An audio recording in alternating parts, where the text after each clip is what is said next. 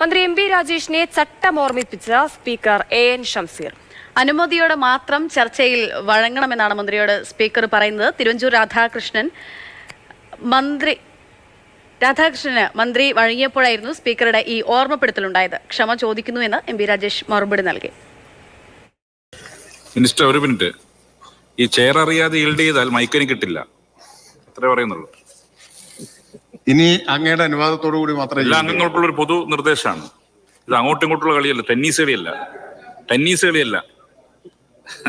ഇത് ഒരു പൊതു താല്പര്യമുള്ള വിഷയം എന്ന നിലയിലാണ് അദ്ദേഹത്തെ പോലൊരു മുതിർന്ന നേതാവ് അംഗം എഴുന്നേറ്റപ്പോ ഞാൻ ഈൽഡ് ചെയ്തത്. അതെ സാർ, മറന്നു പോകുന്നുണ്ട്, പല അംഗങ്ങളും മറന്നു പോകുന്നുണ്ട്. അതെ, അദ്ദേഹം അത് അങ്ങ് ക്ഷമിക്കണം. ഇനി അങ്ങയുടെ അനുവാദത്തോടെ ഈൽഡ് ചെയ്യും. ക്ഷമയുടെ പ്രശ്നമില്ല, പൊതുവിൽ എല്ലാവരും പാലിച്ചാൽ മതി.